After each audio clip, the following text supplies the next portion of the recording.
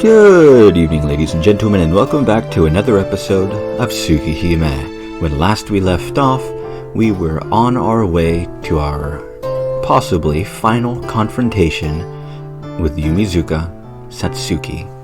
So, let's get into it, shall we? Pant, pant, pant. I rest my body, burning from all the running. It's almost midnight. This music is very loud for some reason. Not sure why. The park, located off the main road. Because of the serial killings these past several days, there's not a soul to be seen around here. But hold on a second, I need to adjust my volume a bit, I think. And I'm back. I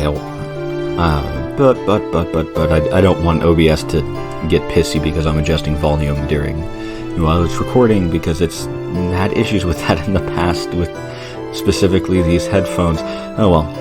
And I don't know why there's some tracks in this that are, let's just say, not very well adjusted or well mixed volume-wise.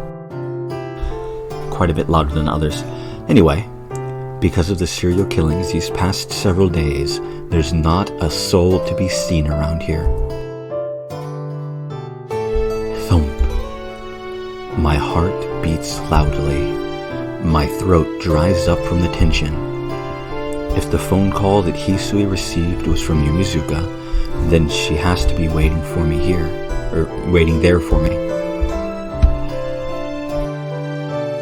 The park is empty at night.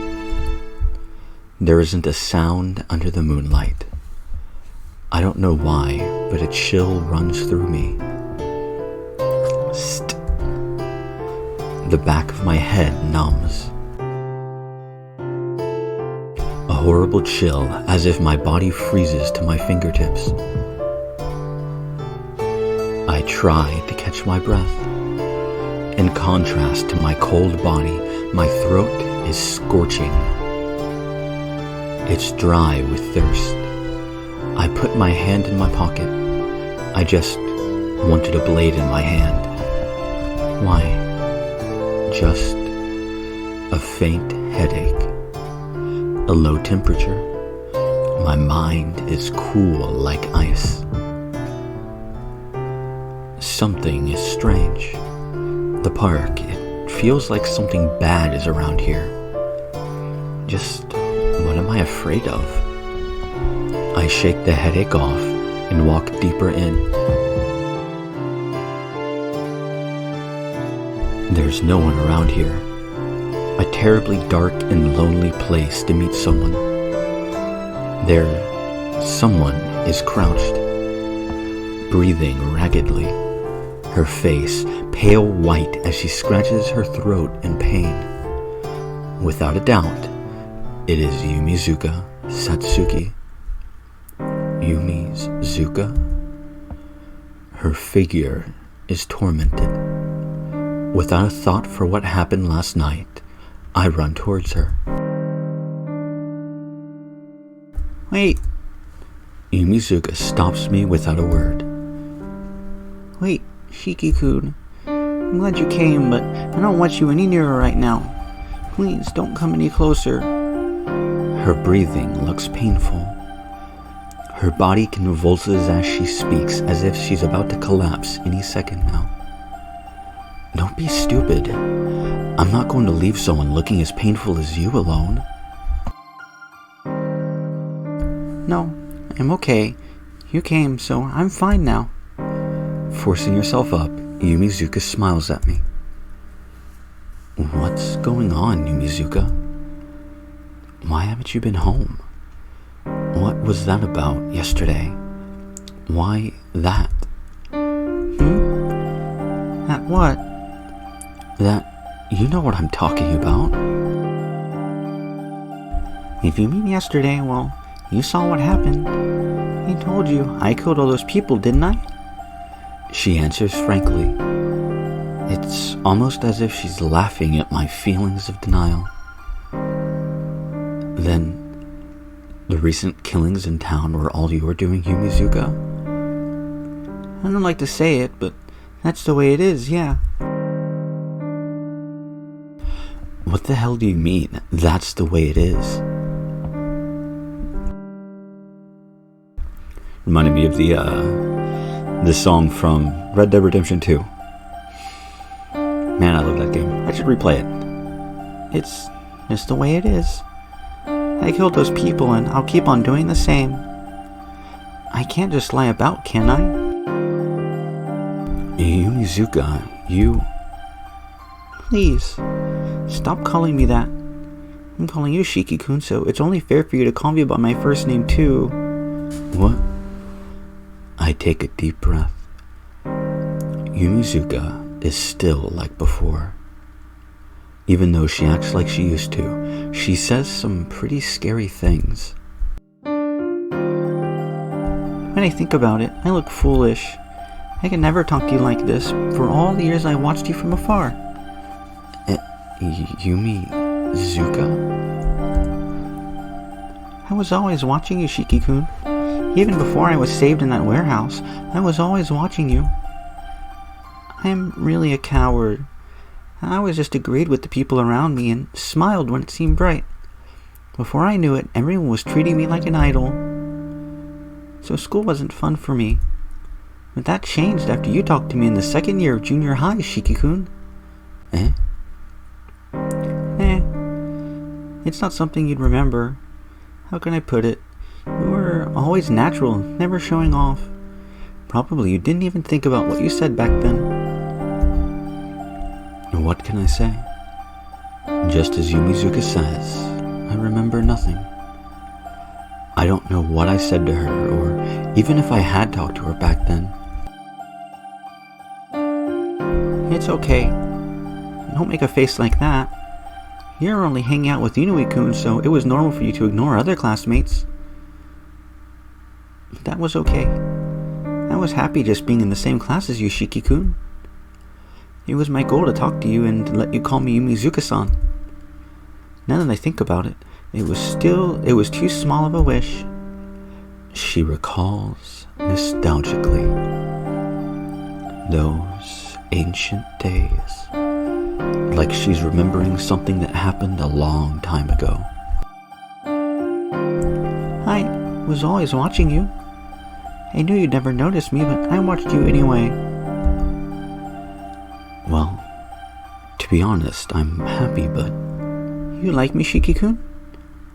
How can I answer her right now? Oh, now I have to remember what I chose in Akia's route. I think in Akia's route, I chose that I like her. So I think for this route, also we've now jumped back onto the normal path. But that's weird. We jumped onto the normal path. And, you know, we have to make a decision. Do we like her? Yeah, I do like her. Do I hate her? No. Can we we can't answer? Maybe. It's kind of a hard choice, isn't it? Seriously, I hope when the Tsukihime remake comes out soon, quote unquote, I think it might come out someday, maybe, hopefully. I like to have hope for stuff like that. I can't even keep a straight face saying that. But still, I do genuinely hope it comes out. And I hope when it does, Sachin gets a proper route. Really, I do. She's out of all of the options in this game and in Fate Stay Night, and I can't really say Kagetsu Toya or Hollow Atraxia. Hollow Atraxia, there's no routes really. I've not played much of Kagetsu Toya, and I've not read, I don't remember the full name, but Mahoyo. But out of everything between, you know, Sachin and Ilya and Taiga and, is there anybody I'm forgetting? Mitsuzuri, is that her name? Shit, I can't remember. Archery Captain, Fate Stay Night. I think it's Mitsuzuri or something like that. Sachin is the one whose route I want more than anything, even more than Ilya. I want a Sachin route more than I want an Ilya route, which is saying a lot because, God, I love Fate Stay Night. And I love Ilya. I love all of the characters in Fate Stay Night. Except for Shinji. But, you're not supposed to like Shinji. So it works out. Anyway, I've made my decision as I rambled while I think. And the answer that I'm going to choose is that I can't answer. Because that's a new scene. Yumizuka, I can't answer. Maybe this makes me a horrible person, but those are my true feelings. I never had any special feelings for my classmate Yumizuka Satsuki. I'm only here because of what happened on the way home 2 days ago left such an impression on me I couldn't just forget about it. I thought so. You never even knew I existed, so you couldn't have fallen in love with me. Yumizuka's body trembles. Breathing painfully, she falls to her knees. A choking sound. Squatting on the ground, Yumizuka coughs heavily and she spits out a lump of blood. Yumizuka.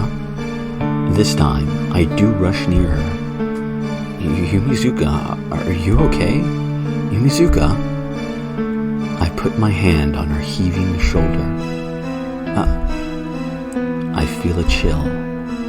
Even through her clothes, I can feel the coldness of her body. Stupid, you're freezing. What are you doing out in the open on a night like this? Shiki-kun. Her voice is hollow as she says my name. Yumizuka collapses against me. As she pants, her warm breath brushes my skin. Yumizuka? It's okay if you don't like me, Shiki-kun, because I really didn't understand you at all until now either. Yumizuka speaks as she coughs. It's alright, don't talk. I'll take you to a hospital. But I understand now who you are and what you want to do. I really understand now. Because... Yumizuka's arm tenses. With amazing strength, she digs into my shoulder. Because I became like you, Shiki-kun. Saying that, Yumizuka sinks her teeth into my neck.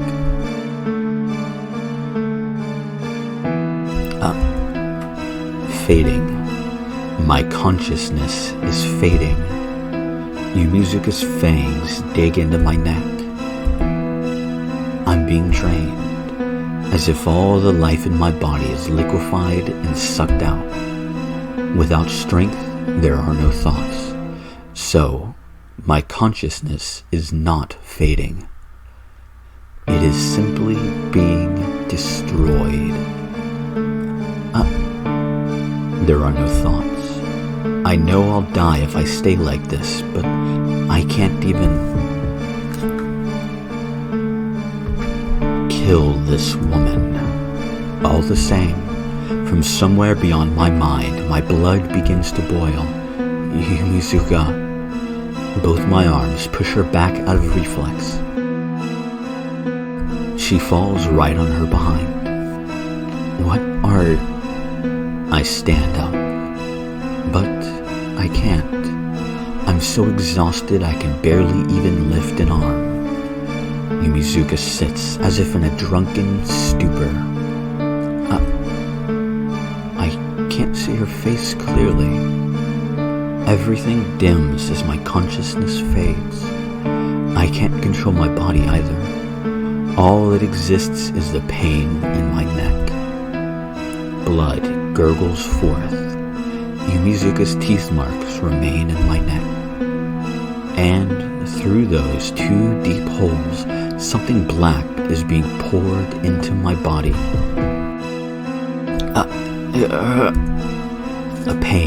A pain as if my spine is about to be ripped out. In pain, I claw at the ground, but there is no relief. I cannot move since Yumizuka has drained everything out of me, and the pain pours into me like a black snake. I can't move, so the black thing crawls and twists as it pleases inside me. I clutch at the ground. With glazed eyes, Yumizuka looks at me. Yumizuka, what have you... It's okay. It only hurts at first. First it hurts, but when the blood mixes, it should die down. Don't worry, I won't kill you. I poured my blood in properly so you won't collapse and crumble away like those failures last night. You will only look at me from now on. Yumizuka whispers joyfully. What are you talking about, Yumizuka? I'm saying that I'm making both of us the same, Shiki-kun. Sucking people's blood instead of eating normal food, nocturnal, unable to walk under the sun. You're going to be a different creature. What is that? Ridiculous. That's just like... Yeah, like a vampire. I didn't really understand how I became this way either. 2 nights ago, I went out to check the rumor that you were walking around the shopping district every night, and then when I came, I was lying down in that back alley. Back then, I thought it was just cold, dark, and painful. But it's strange. After a while, after my body has changed completely, I understood a lot of things. My body hurts because it's being destroyed very fast, and the sunlight acts like a catalyst for that. And if I want to stop the destruction, I need the genetic information of the same type of living organism as myself. Yeah, I didn't understand the logic that well, but it was plain enough what I had to do. It was cold and it was lonely by myself.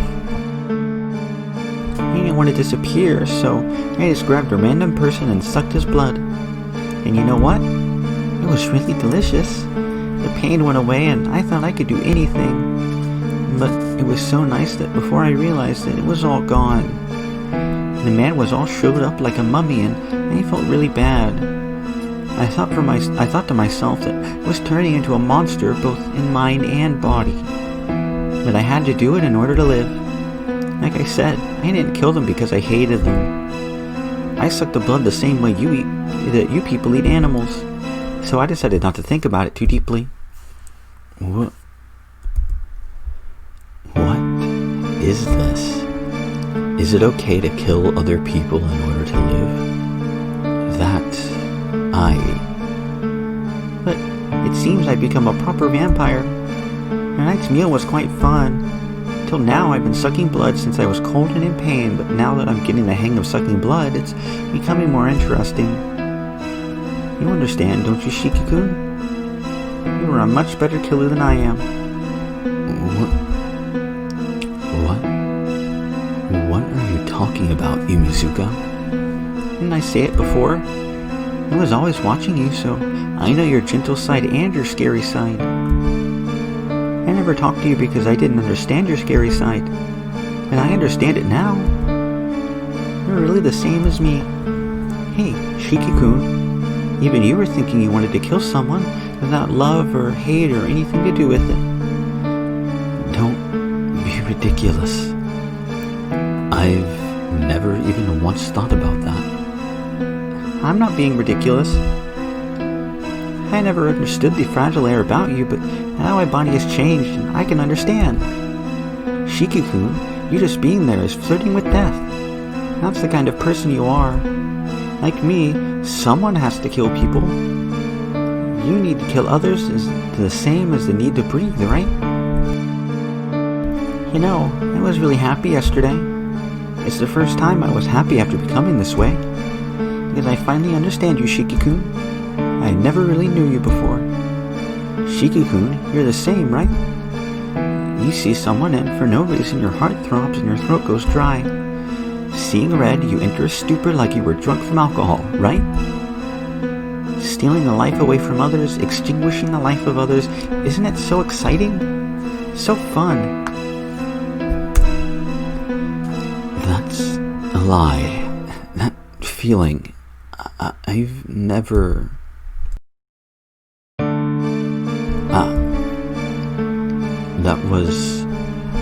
something only in a dream, though. But I can't say I never had it. See? A pure homicidal impulse without the influence of emotion. Your fragile side, which I always wanted to understand. I forgot to say one more thing. A vampire is someone whose blood has been sucked by a vampire, right? That's true, you know. To be precise, the person whose blood has just been sucked dies. Vampires pour their own blood into their victims as they drink to turn them into their own. So what's in you right now is my blood. Standing up, Yumizuka speaks with satisfaction. I see. This is Mizuka-san's blood, then. The black thing that still defiles my body. It's not even a mouthful, but it causes unbelievable pain, enough to drive me to madness. If that's the case, this blood, this foreign pollutant swimming in my body, I can't see it, but with my eyes, that would. First, because of my crawling on the ground, my glasses have fallen off. The lines, I can see the point of that foreign substance. Then kill. I stab the point with my knife. I thrust the knife into my body, but it doesn't cut any of my flesh. What has killed is not me, but this foreign object. Now, it's been long enough. Stand up, Shiki-kun. I hear Yumizuka's command. What is this, wisdom saving throw? I can do that. Yeah, surrounded D&D references. Been feeling the D&D world. Lots of D&D on my brain. The pain fades. I can control my arms and legs again, and I can finally stand up. Good. From now on, we'll always be together, Shiki-kun. Now, come here. Come by my side, hold my hand, and make me feel better. She holds out her hand. Thump. My heart pounds, and my legs begin to move. But they don't move forward. They move backward. Shiki-kun? Kill. Yumizuka's bewildered voice. Thump. My heart begins to scream. My throat becomes dry. Every nerve in my body recognizes the person in front of me as an enemy. Kill. Pant, pant, pant. This feeling. It's as if my thoughts belong to a completely different person. I can't resist the impulse flowing out within me. My mind is growing hazy. Why? Hey, why aren't you doing what I tell you to? Kill. Don't. My heart beats loudly, as if repeatedly ordering me to kill. To kill. Hiki-kun, you... No, Yumizuka. She looks at me as I breathe painfully. Why? Why didn't my blood work? I killed your blood, so I will not become your partner. What? The eyes staring at me are filled with surprise. Kill. Please disappear, Yumizuka. I don't know why, but if you remain here, Kill. Kill. I don't want to kill anyone. My mind is inverting. And I think this, ladies and gentlemen, is where we're going to end off this episode of Tsukihime. Next time, we have, well, probably the end of Yumizuka for this route, which also means, to some extent, the last big, long scenes with Sachin, so... Well, that's not exactly true. I don't actually know... Well, we'll see. We'll see. Yeah, I think next time is... Well, I think we're going to have to remove Sachin from the equation, as it were. And I'm not too happy with that, although, as I mentioned, I think at the end of last episode, these scenes are always fun, so next time we deal with Sachin, and I hope to see you all there.